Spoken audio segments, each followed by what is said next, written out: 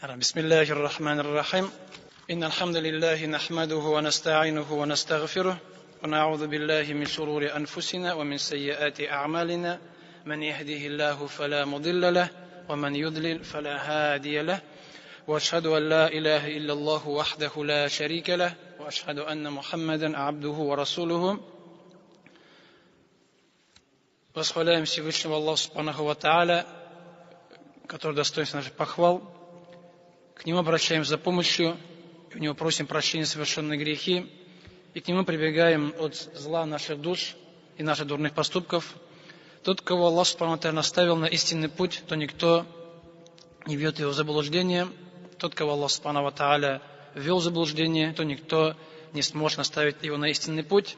И я свидетельствую, что нет божества достойного поклонения, кроме Всевышнего Аллаха Субхану ва Тааля, который един, нет у него товарищей, и свидетельствую, что Мухаммад, саллаллаху алейхи ва саллям, его раб, его посланник. Амма ба'д, ассаляму алейкум ва рахматуллахи ва баракатух.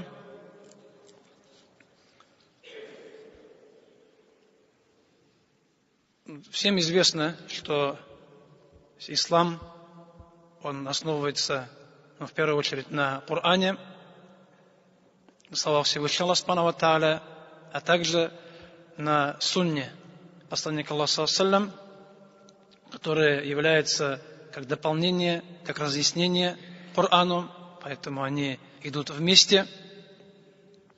Оба, и Коран, и сунна. И сунна, то есть хадисы посланника Аллаха, саллаллаху алейхи ва саллям, это, скажем, очень объемная вещь, громадная вещь.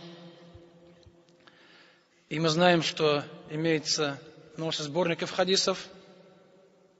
Во время пророка Мухаммада, саллаллаху алейхи ва саллям, он говорил, он действовал, сахаба, сподвижники все это запоминали, частично записывали, хотя пророк Мухаммад, саллаллаху алейхи ва саллям, вначале запрещал писать, чтобы не смешался Коран с сунной, чтобы люди в Коран не записали то, что не является из Корана.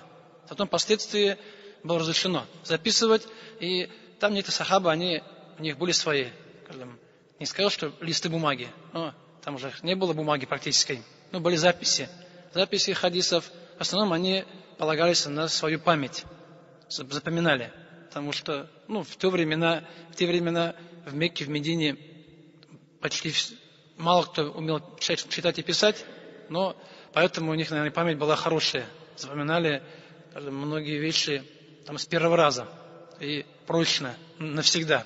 И запоминали. Затем, то есть сахабы их передавали дальше, кто пришел после них, табиинам, которые пришли после них, которые уже тоже заучивали, которые записывали. Но в то время как такового записывания хадисов еще не было. Это стало чуть позже. Это уже сборник хадисов появляется чуть позже, чтобы сумма не пропала, не исчезла. И наиболее известные в настоящее время для нас являются это 6 сборников хадисов. Это Сахих имама Аль-Бухари, рахимахуллах, это Сахих имама Муслима, сборник Абу Дауда, сборник Тирмизи, сборник Насаи и сборник Ибн Маджа. То есть Кутубу Ситта называют 6 сборников хадисов. Их, конечно, еще больше, их много. Там и Муатта имама Малика, там и Муснад имама Ахмада, потому что они все, видите, даже названия. Есть Сахих, есть Сунан, есть Муснад, есть Муатта. Разные книги, содержание примерно одинаковое, но название, то есть способ написания разный. Потому что Муснад, если взять имама Ахмада, это там идут по сподвижникам. Там не по главам намаз тахарат, как мы привыкли. Там закат, хадж. Там идут хадисы Абу Хурайры отдельно все, хадисы Аиши все отдельно. И так от начала до конца. То есть идут по сподвижникам. А Сахих Бухари не называл его Сахихом. Бухари назвал его Аль-Джамия, то есть всеохватывающий. Аль-Джамия Сахих, там название его Бухари очень длинное, то есть коротко мы называем Сахих Бухари. Так принято. Название длиннее, потому что, да, там все хадисы достоверные, но он называется Аль-Джамия. Получается, охватывает все стороны религии. Поэтому начинается от Китаба Абдуль-Вахи, от книги «Начало откровения» про Мухаммада, потом Китаб аль-Иман, веры, и потом начинается глава фикха и до конца. там и тафсир есть, и много что есть. А вот Муслим чуть уже поменьше объемом. И вот следующим, третьим называют обычно сунан имама Абу Дауда, рахимахуллах. То есть поэтому сунан и сборник Абу Дауда, он известен тем, что он собрал в основном хадисы, связанные с хадисом ахкам, хадисы с хукмами связанные, с фихом связанные. Поэтому это, скажем, там в Бухари много что есть, а вот здесь именно вот упор был на это. То есть тахарат, намаз, закат, хадж, все эти вещи были, скажем, подробно, то есть хадисы собранные, но из того, что не является не сахих, а сунан, хадисы там есть разные, и достоверные, не очень достоверные, хотя имам Абу Дауд сам говорил то, что он будет проводить хадисы, скажем, достоверные. Если будут недостоверные, я напишу, что недостоверный. Но часто есть то, что Абу Дауд хадис привел, но умолчал, промолчал. Нет, хадис сказано, хадис, там вот такой передатчик есть, он слабый, поэтому хадис слабый. Где-то он привел, но там есть передатчик, он известно, что он слабый. Многие другие мухаддисы, ученые хадисы его считают, не принимают этого человека, а Абу Дауд промолчал. Поэтому даже спорят, если Абу Дауд промолчал, хадис достоверный, недостоверный. Одни говорят, промолчал, значит нормально. Другие говорят, промолчал, значит нужно проверять, удостовериться. Поэтому, скажем, это тоже такая громадная наука, наука хадисов, мусталах и так далее. И сам, то есть, Абу Дауд, рахимахуллах, это его, скажем, кунья в арабском языке, когда называется, то есть отец такого-то. Потому что Абу Бакр, Абу Хурайра, Абу Дауд, получается отец, скажем, Дауда. Отец Дауда. И, скажем, так принято, его самого звали Сулейман. То есть его имя, данное ему родителями, он Сулейман ибн Аль-Аш'ас. Сын Аш'аса, он в основе он араб. Из племени Азд, есть такое племя йеменское.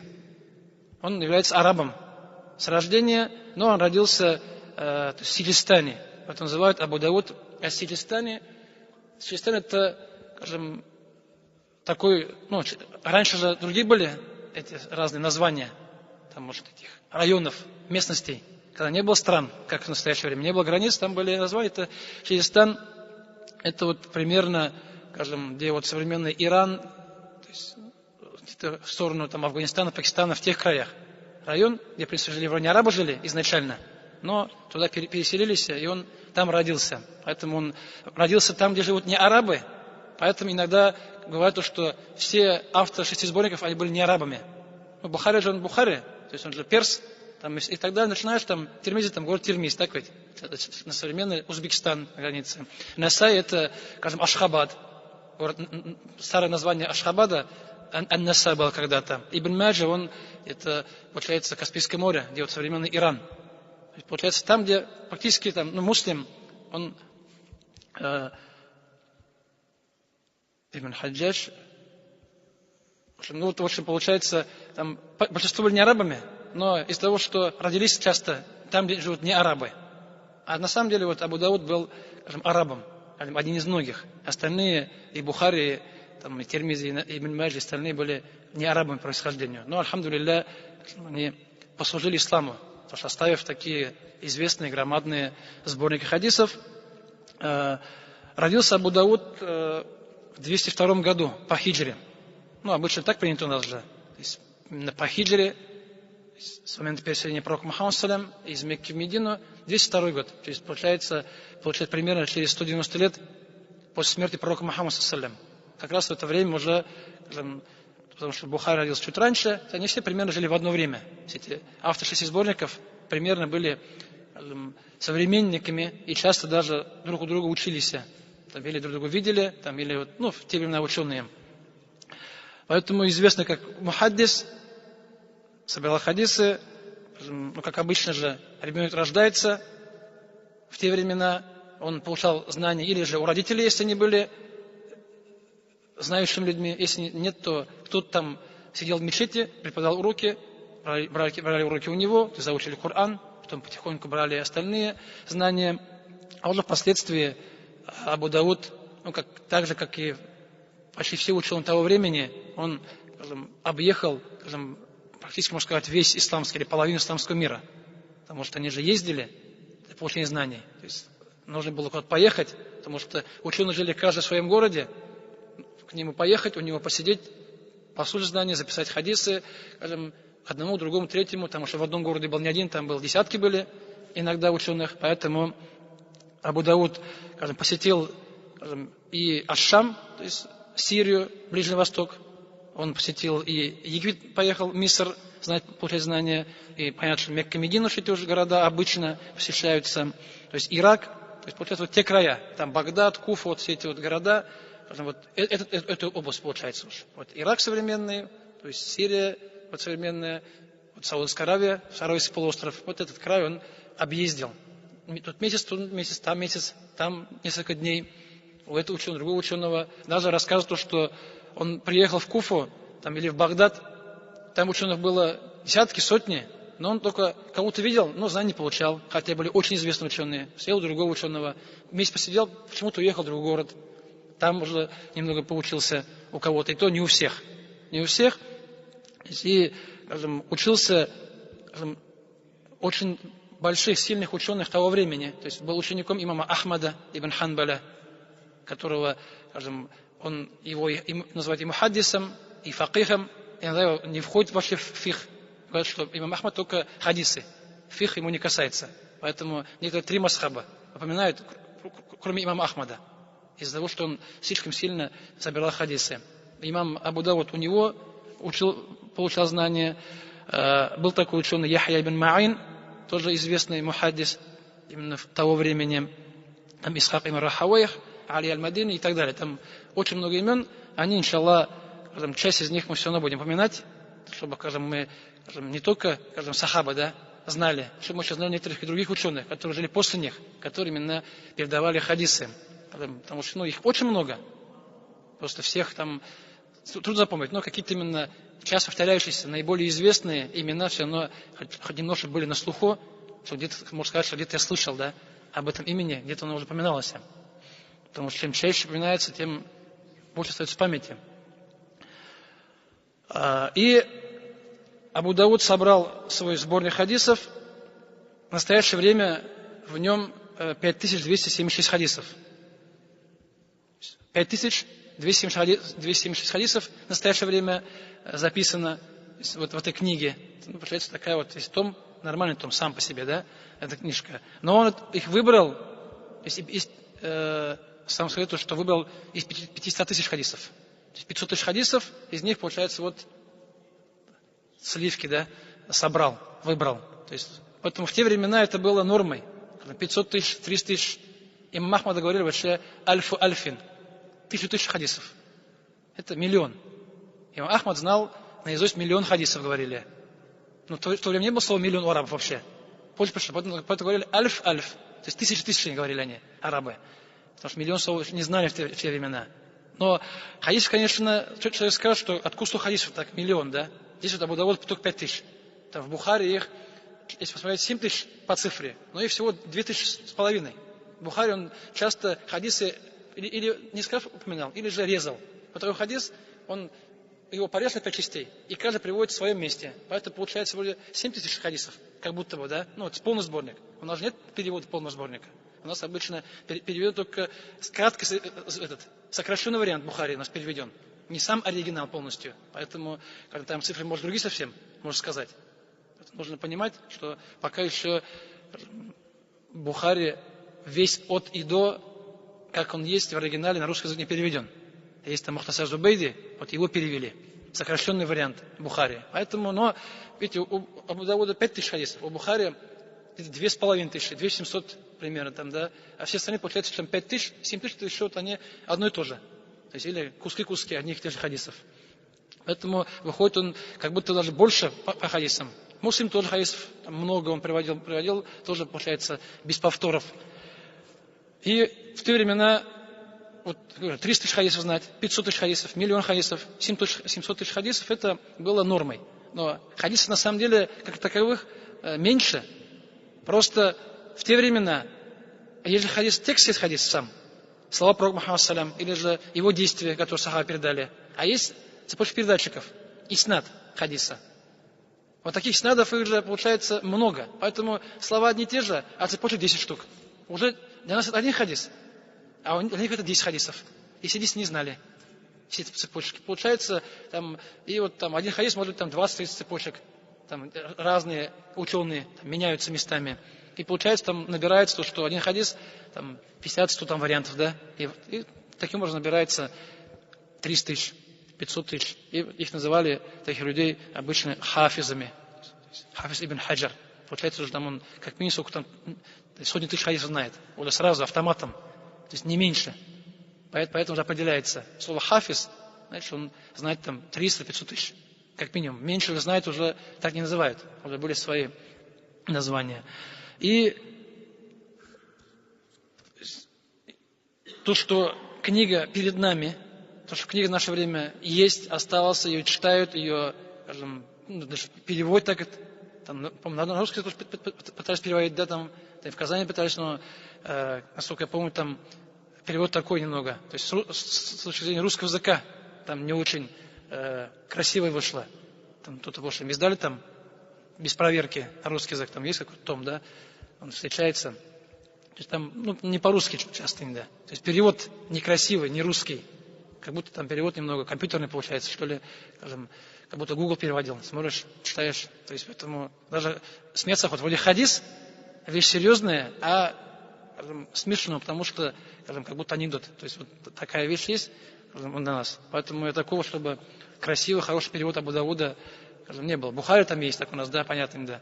Там Муслим, по-моему, есть и так далее. А вот другие сборники, они немного пока еще страдают. Если вот то, что книга есть, значит, Аллах тебя принял. То есть действие Абу Дауда, значит, было искренним. Потому что если человек книгу написал, и книга, она сохранилась, книга люди читают, пользуются, заучивают, проходят и так далее, значит, алхамдулилля, Аллах его принял действие. Потому что если книга не осталась бы, значит, это было уже неискренне. Как рассказывают, имам Малик в Медине написал книгу Аль-Муатта. Книгу Аль-Муатта написал тоже там сборник хадисов, то есть слова сахабов, табиинов, свои мнения, то есть там получается, скажем, хадисы, слова ученых, слова имама Малика. И потом ему сказали, там уже появились книги Муатта. То есть он написал книгу, стала известная, уже появились подделки. То есть некоторые люди в те времена, они начали писать книги с таким же названием. Потому что имам Малик известный, его книга известная, значит, их книги тоже могут купить, да? Там, купить, там, переписать в те времена уж больше, да? Скажем, хотели попасть, то есть славу, да? То есть есть в нашем бренд, да, скажем, да, какой-то. Поэтому, когда имам Малик сказал, то, что, говорит, посмотрим, говорит, со временем. В настоящее время Муатта Малик известно, а те книги неизвестны. Кто автор был, то есть они пропали, исчезли, нету. А Муатта Малика до сих пор оно есть. Поэтому искренность действия, оно показывает, что если человек был искренним, то что его труд остался, что его труд находится. И имам Абу Дауд, из того, что Сунан, он начинает именно с глав фикха. С глав фикха, то есть начинает с китаба Тахара, то есть с книги очищения. Книга очищения начинает.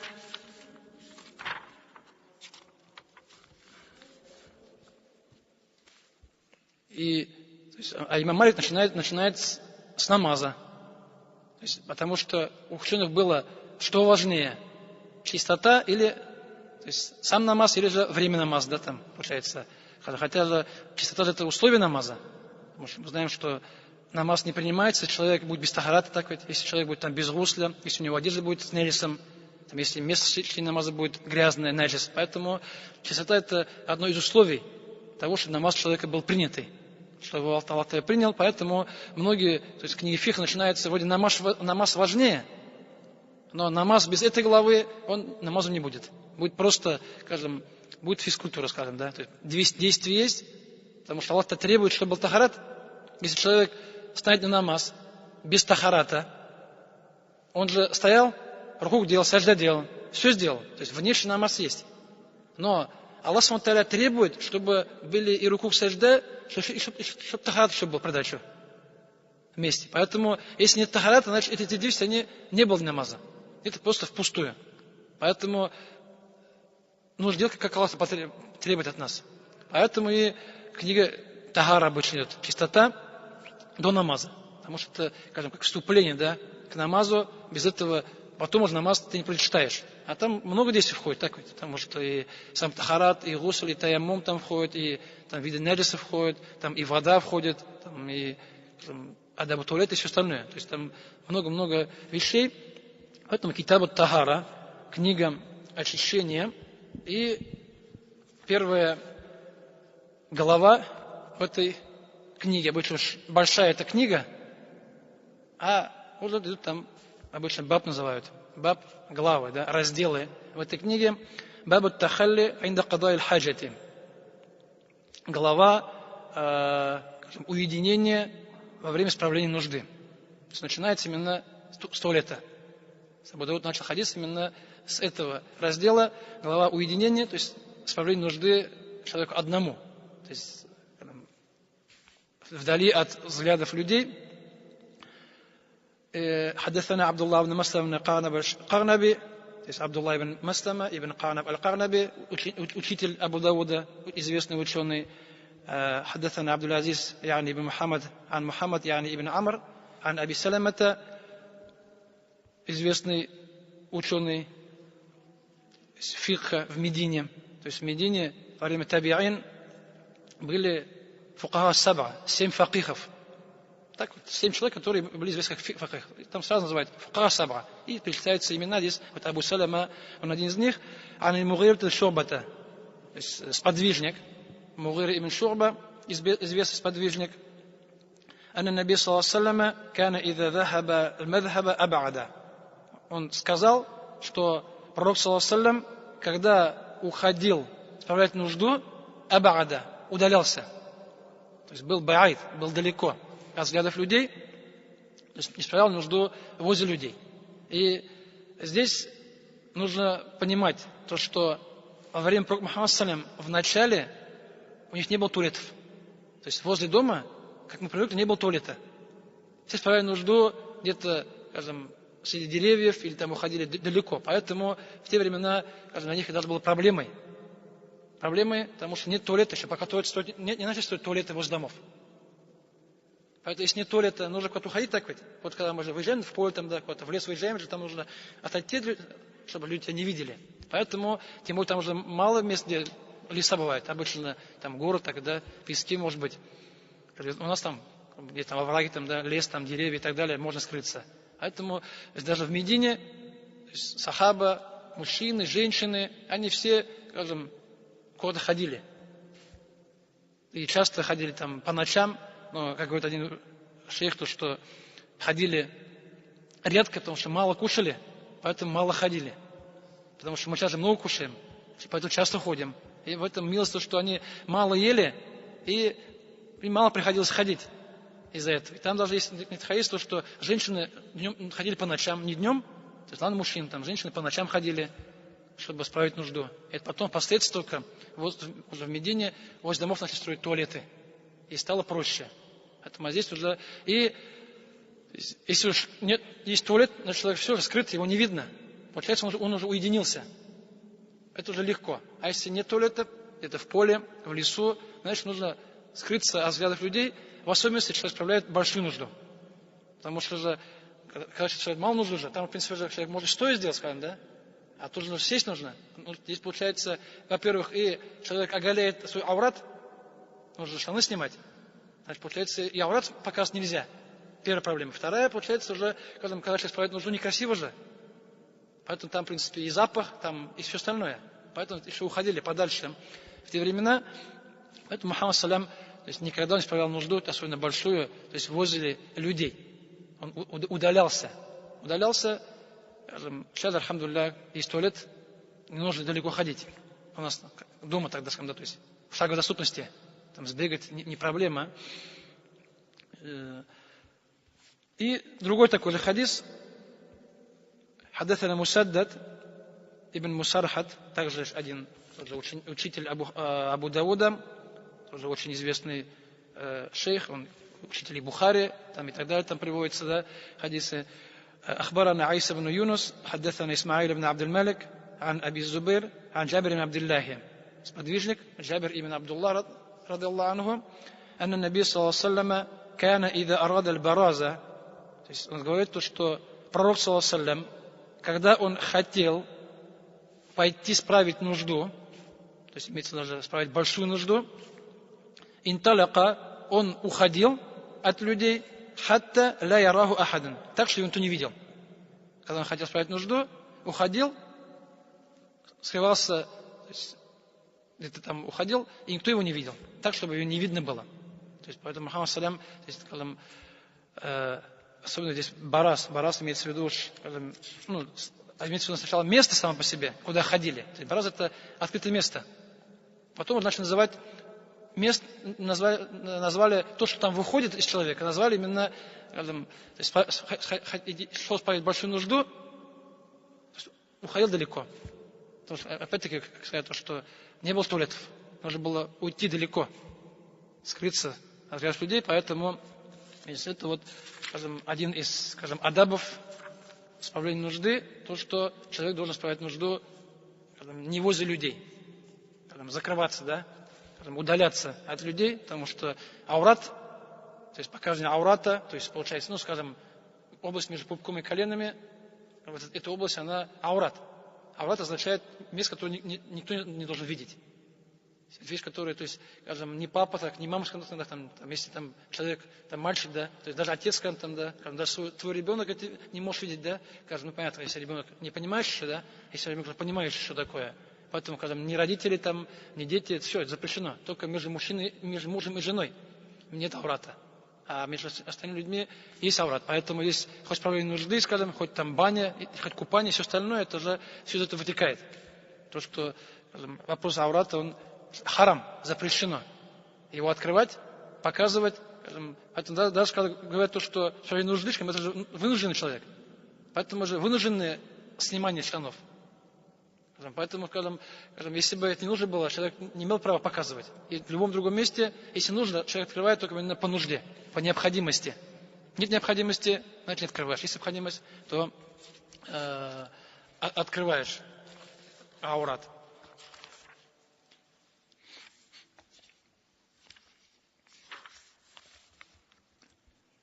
Конечно, вопрос справления нужды, мало нужды, он чуть попроще. Потому что, в принципе же, как дальше будет, то, что, понятно, что постоянно нужно справляться сидя же, а мало нужду, тоже, в принципе, в основе сидя справляют. И мужчины, и женщины, но там можно стоя. Там будет хадис, иншаллах, в котором сказано, что пророк Мухаммад салям иногда и стоя справлял малую нужду, хотя основу сидя. Поэтому там уже мало нужду, там уже снимать можно меньше, там открывать меньше, поэтому там можно как-то скрыться, там стать спиной. Тебе не видно будет. Скажем, грубо говоря, в крайнем случае, тебе ходишь в туалет, все туалет заняты, есть только писсуар. Ты же можешь встать, главное, чтобы на тебя не брызгало, чтобы там, тебя там одежда там, и так далее, брызги не вернулись. В этом, скажем, главное. А аурат там меньше открывается. А большая нужда так не получится. И вот, что связано с брызгами, следующий хадис, Баба роджали это баули баулихи. То есть вторая глава человек, то есть мужчина, который, скажем, готовит место для справления нужды. То есть выбирает место. Не где попало, а, скажем, выбрать место, подходящее для этого.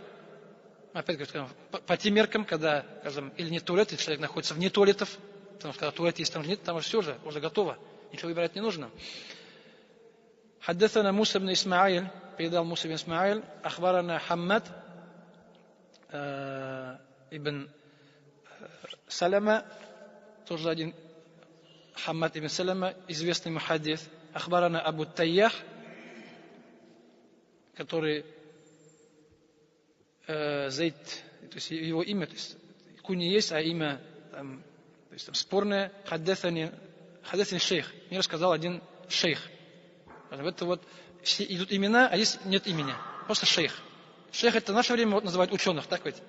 А в то время это был просто старик, да, скажем, да. То есть слово шейх это означает уважаемый человек, там, старик, там, да, как старейшина, там, и так далее. То есть это не во всех странах называют шейх, называется ученого. Поэтому там, шейх это старый человек изначально. потому что человек же мудрый, знаешь, получается, и ученый тоже мудрый уже по возрасту. Здесь просто шейх без имени. А вот когда нет имени, уже проблема, потому что дальше он говорит, рассказывает уже, скажем, про сахаба, а если нет имени, получается, скажем, невозможно проверить. Потому что вот там есть люди, которые были для нас. Муса Исмаиль. Его можно найти, кто он такой был, где жил, у кого учился, какая у него была память и так далее. Да? Скажем, хадис принимается. Там, скажем, вот Хаммад ибн Саляма, тоже все его данные есть. То есть можно посмотреть, что учителю сказали. А шейх просто один старик. Кто он такой был, как его зовут, когда, и так далее, непонятно. Поэтому часто, если такое есть, это означает, что хадис уже проблематичный. Потому что невозможно проверить, значит, достоверность неизвестна. Если неизвестно, значит, в основе хадис считается, скажем, ближе к недостоверному.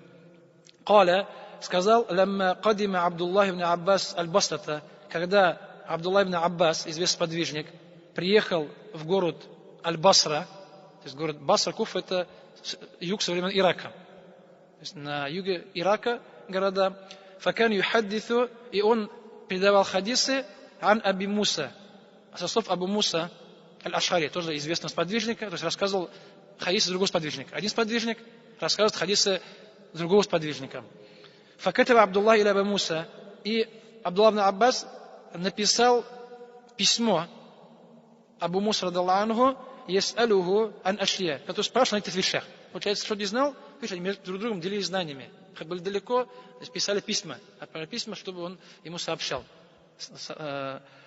Факатаба илейхи Абу Муса, и Абу Муса радаллаху анху аль-Ашари написал ему ответ: «Анни кунту ма Расула саллаллаху алейхи, что я однажды в один из дней был вместе с посланником Аллаха саллаллаху алейхи, фаарада ан ябуля, и он захотел справить малую нужду, фаата дамитан фи асли джидарин фабаля, и он подошел к, скажем, месту, то есть возле, скажем, одной стены, там стены были каменные у них, заборы, получается, скажем, подошел, скажем, к основанию стены, которая там, где была земля мягкой была, то есть рыхлое мягкое место, и там справил нужду.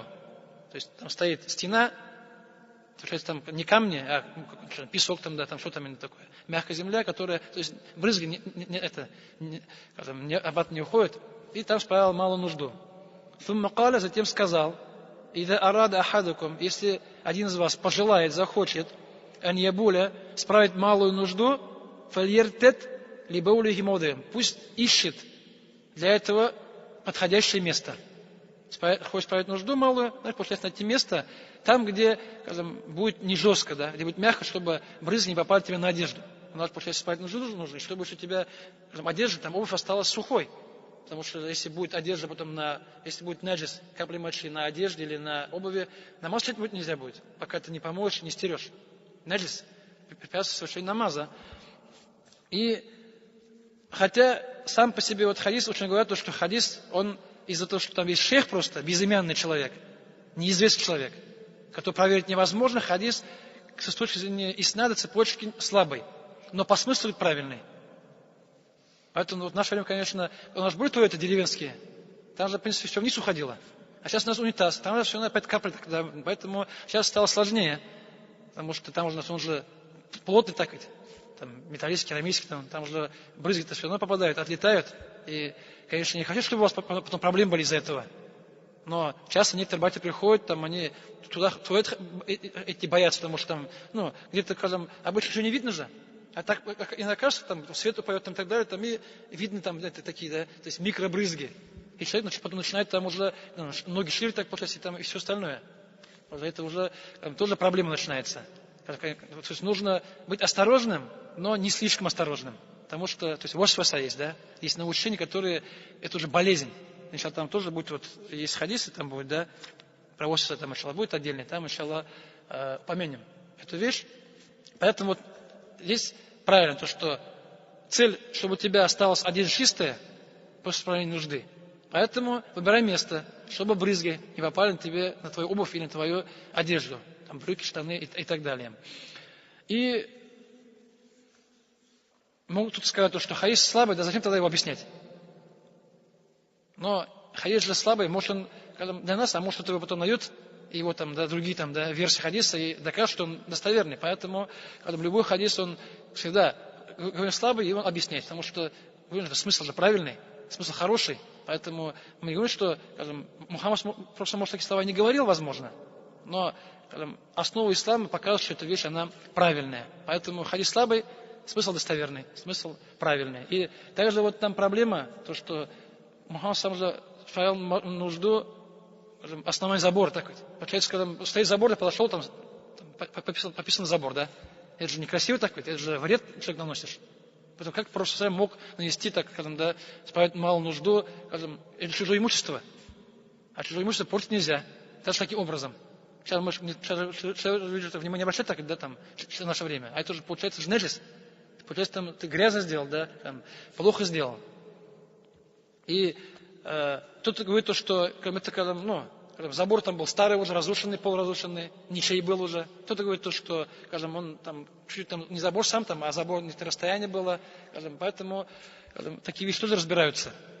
То, что моча это неджис.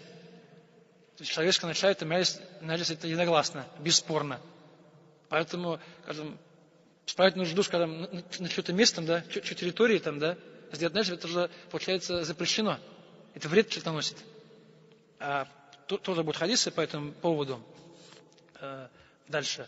Поэтому нужно выбирать место, чтобы и аурат был закрыт, не видно было, и чтобы впоследствии все осталось чистым, чтобы можно было намаз читать без проблем. Поэтому тут не нужно, скажем, то есть не нужно слишком сильно, скажем, думать, не нужно загоняться, да, как говорим иногда, потому что если начнешь там проверять каждую там микрокапельку, да, еле видимую, потом, скажем, из туалета не вылезешь никогда, будешь там пропишешь человек в туалете. Некоторые на самом деле там это, и я знаю там, и рассказывают там, то, что там, туалетском там 2 часа там, да, тахат, там полчаса, намаз, потом это болезнь. Когда человек начинает слишком много думать, да, шайтан его поймает разок, оттуда уже, скажем, освободиться очень сложно, проблематично.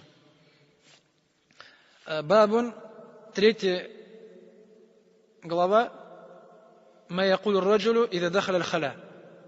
Что говорит человек, когда он входит в туалет? Здесь имеется в виду, когда человек хочет войти, да, перед входом в туалет. То есть, что нужно сказать перед, скажем, справлением нужды? Перед входом в туалет отдельное место, или же, когда человек справляет на улице, там, да, где-то в поле, там же нет туалета. Перед справлением нужды. Какие слова произносятся человеком? Здесь сказано раджуль, мужчина. Но это касается и мужчин, и женщин одинаково. Поэтому, скажем, обычно в вопросах шариата, ислама, если сказано мужчина, значит, имеется в виду человек. Чаще всего. То есть общее. حدثنا مسدد ابن مسرحد, он сегодня же был у нас с вами в одном хадисе, مسدد ابن مسرحد, حدثنا حماد ابن زيد وعبد الوارث عن عبد العزيز ابن صهيب عن أنس بن مالك, сподвижник Анас ибн Малик. Тот, кто служил пророку Мухаммаду в течение 10 лет, то есть когда Мухаммад приехал в Медину, то есть ее мать Умму Сулейм привела своего сына, вот мой сын Анас, пусть он будет тебе помогать. И он с этого момента и до смерти пророка Мухаммада был возле него. То есть 10 лет фактически жизни он провел именно, скажем, помогая, там, да, служил, да, пророку Мухаммаду. И поэтому, естественно, скажем, он хадисов много знал. Считается одним из тех, кто передал много хадисов. Там, по-моему, 1000 с лишним хадисов, да, 1200 там, и так далее хадисов, потому что был рядом. Хотя он был мальчиком 10-летним. Но в любом случае он же видел, слышал, запоминал все, что происходило. Он сказал: «Каля, кана Расулуллах саллаллаху алейхи ва саллям, ида дахаля аль-халя», когда посланник Аллаха саллаллаху алейхи ва саллям хотел войти в туалет, قال أحمد قال أعوذ اللهم إني أعوذ بك. Он говорил слова Аллахумма инни а'удhu бика. О Аллах, я прибегаю к тебе. Это в одной версии. В другой версии сказано قال عن عبد الوارث أعوذ بالله من الخبث والخبائث.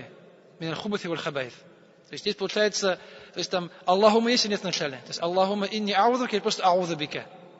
Вот есть разногласие именно в словах. То есть один Хамад сказал Аллахумма инни а'удhu бика, сказал Абдул Варис просто а'удhu бика. То есть вот в начале. То есть конец одинаковый у всех. А вот начало слова «О Аллахума», «О Аллах». Оно было или не было? То есть сразу «Аузу бика» или же «Аллахума инни аузу бика». «О Аллах, поистине я прибегаю к тебе», то есть учу тебя защиты. «Миналь хубуси валь хабаиси». Хубут — это джинны мужского пола, валь хабаис — джинны женского пола. То есть я прибегаю к тебе от зла, от вреда джиннов мужского и женского пола. Это также приводит, что есть другой вариант. Аллахума инни аузу бика миналь хубси. Просто не хубу, а хубси.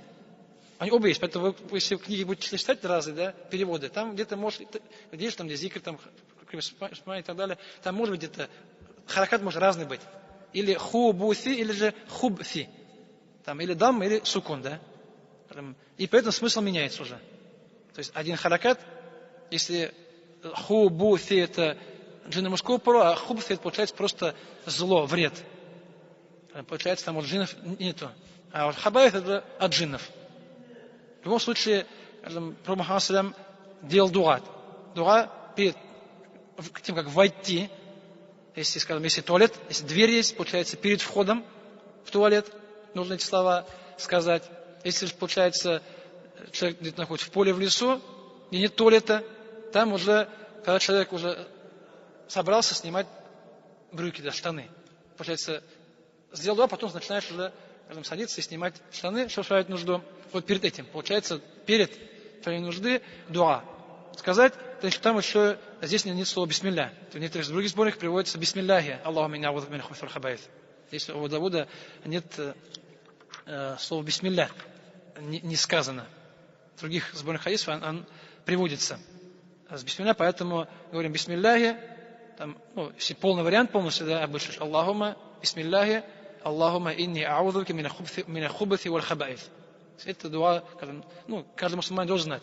Когда, конечно, если минимально бисмилля хотя бы сказать, да, то есть хотя бы бисмилля сказать. Пока дуа не выучил, начинаешь именно со слов бисмилля. И потом заходишь. Но план должен быть человека выучить. То есть, потому что, любая книга так, да, то есть любая книга, где зикр, то есть дуа приводится, там уж слова, которые говорятся перед входом в туалет, это нужно короткое же, не длинное. Просто когда или даже продается, когда продается, там, магнит продается, там всякие бумажки продаются, да, берешь просто на дверь, да, приклеиваешь там и читаешь постоянно. Где-то месяц почитаешь, потом выучишься же. Если будешь месяц читать постоянно, каждый день, да, каждый раз. Это уже через несколько недель, скажем, уже не надо тебе, просто как напоминание будет, чтобы не забыть. Вроде выучил уже, а все равно что-то нужно, потому что мы же забываем часто, чтобы не забыть, чтобы что-то напоминало человеку перед входом. Сначала выучить, потом уже как напоминалка находилась. Эти слова, не скажем, что фарс, да, но прибегать от зла, так от шайтанов и джиннов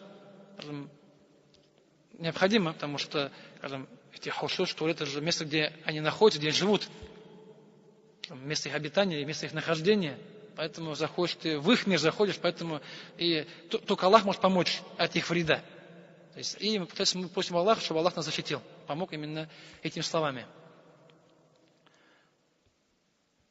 Акаля Абу Дауд, Раваху Шубату ан Абдул-Азиз. Здесь уже начинается, эта книга по хадисам, не только фикх, поэтому там начинается разбор хадисов. Сказал Абу Дауд, что Шуба передал от Абдул-Азиза Аллахума инни аузу бика, как мы говорили, а другой сказал аузу бика, просто аузу билляхи. Разные варианты, обычно у нас пишут Аллахума инни аузу бика. Я сам так выучил. Может, другой кто-то выучил, но, в принципе, и то, другое, оно правильное. Потому что дуа есть. То, что Аллахума, если нет, роль не играет. Потому что аузу биллях или аузу бика мин хубси валь хабаит. Мин хубси валь хабаит. Дуа. Поставьте, кто не знает, если поставьте себе целью выучить, да? Этот зикр его говорить. Здесь просто сказано, вакаля вухайб, фалята ауз билляхи. Пусть он прибегает к Аллаху от зла. Пусть прибегает и ищет защиту у Аллаха. Потому что мы говорим, аузу биллях. У Аллах, помоги мне, защити меня. То есть я к тебе прибегаю, ищу твоей защиты, твоей помощи. Это вот слова, поэтому аузу биллях, где произносятся навсегда, они именно связаны с этим. Здесь еще дальше идут хадисы, они еще два хадиса. Здесь уже Абу Дауд начал, в принципе, разные варианты Потому что книга по фикху уже просто сказано еще там, да? Есть, получается, еще разные хадисы, уже с точки зрения именно иснада, то есть именно передатчиков, чтобы доказать, что хадис достоверный, правильный, что вот там передатчики достоверные, правильные. Потому что иногда приводит там, цепочка, что-то непонятно, приводит другую, все понятно становится. Друг друга не подтверждают, усиливают, разъясняют. Какие-то люди добавляются иногда. Поэтому вроде хадис один тот же, разница цепочки, для чего, это уже свои секреты есть. حدثنا حسن ابن عمر يعني السدوسي قال حدثنا واقع ابن جراح известный ученый عن شعبة тоже известный محدث عن عبد العزيز هو ابن سهيب عن أنس. Этот хадис приводится, да, то есть здесь немного другая цепочка чуть, да. قال اللهم إني أعوذ بك وقال شعبة وقال مرة أعوذ بالله. Здесь, в принципе, то же самое же. Хадис одинаковые, просто передатчики разные немножко. Это лучше показать, что хадис достоверный, точный, беспроблемный. И на сегодня последний хадис. Скажем, чтобы завершить главу, да, 6-й хадис в сборнике. Хаддасана Амр ибн Марзук, передал нам Амр ибн Марзук, Ахбара нам сообщил Шу'ба, то есть известный ученый, Ан Катада, еще один ибн Даама Садус аль-Басри, известный мухаддис, Ан Надар ибн Анас, Ан Зейд ибн Аркам, Ан Расул салям. От Зейд ибн Аркама, сподвижник, со слов пророка Мухаммада салям. Каля сказал, инна хади аль-хушуш, поистине эти туалеты мухтадара, в них живут шайтаны, джинны. Эти хушуш, то есть туалеты, места своей нужды, они, то есть там живут, находятся шайтаны, джинны. Фаида ата ахадукум аль-хала, если один из вас пойдет туда, то есть пожелает войти туда, фальякуль, пусть скажет, аузу билляхи мин аль-хубуфи валь-хабаиф. Пусть, здесь сказать, пусть скажет, да, уже. Получается, хотя это пусть скажет, оно вроде указано на обязательность, но эта вещь, всем скажут, что это не фарс, да. Это является действием желательным, которое желательно не оставлять. Поэтому эти туалеты, они там живут, находятся именно джинны, шайтаны. И они могут нанести человеку вред какой-то. Поэтому уберечься от вреда шайтанов, джиннов, может только через Аллаха. То есть мы их не видим. То есть если захочешь туалет, да, что может там, да? Чем можем защититься? Их же не видно. Получается, если был человек, так это понятно, человек может защититься каким образом. Но от джиннов, шайтанов только один способ есть. Молитва Аллаха субхану ва тааля. Поэтому в Коране есть аяты, где сказано то, что Аллах Та'аля говорит, если между людьми, если человек тебе сделал зло, да, сделай ему добро. Если чуть плохое сделал человек, сделай ему хорошее. И, возможно, говорит, твой враг станет твоим другом впоследствии. Потому что, то есть человеку, если он плохой, да, злой, ему можно добром так это изменить. Но когда сказано, а шайтан, говорит, просит Аллаха защиты. То есть человек, ты сделаешь добро, поможет. И прибегай к Аллаху от зла шайтанов, от зла джиннов. Потому что только да, потому что как ты его, ты не сможешь побить его, так ведь? Не сможешь это сделать, там невозможно. То есть все, что делаем с людьми, не поможет. Единственный способ защиты от джиннов и шайтанов — это просить Аллаха субхану ва тааля, чтобы Он помог, да, защитил нам. Поэтому мы говорим аузу биллях, да. То есть в любом случае, когда мы говорим аузу биллях, мы ищем Аллаха защиты именно от шайтана, так здесь вот, так и там, везде, что в намазе, говорим так по слова, да, там в других местах слова произносим, при чтении Корана произносим эти слова, потому что мы ищем защиты Аллаха субхану ва тааля от тех, которых может защитить только Аллах субхану ва тааля. Больше никто нам не защитит от них. Поэтому вот первые 3 главы Китаб ат-Тахара, первые 6 хадисов связаны именно вот с этим действием, связаны с туалетом, да, с адом туалета. Поэтому дуа, кто не знает, учите, заучивайте, повторяйте. То есть, кто забыл, не забывайте. Поэтому, к сожалению, иногда бывает то, что забываем же много вещей. То есть, надо, чтобы стало привычкой. Если будешь читать постоянно каждый день, да, потом это само по себе, это уже как автомат станет. Ты будешь подходить, язык сам будешь уже читать дуа. Даже не думай иногда, получается, будешь делать эти вещи. Если делать редко, то это сделать будет сложно.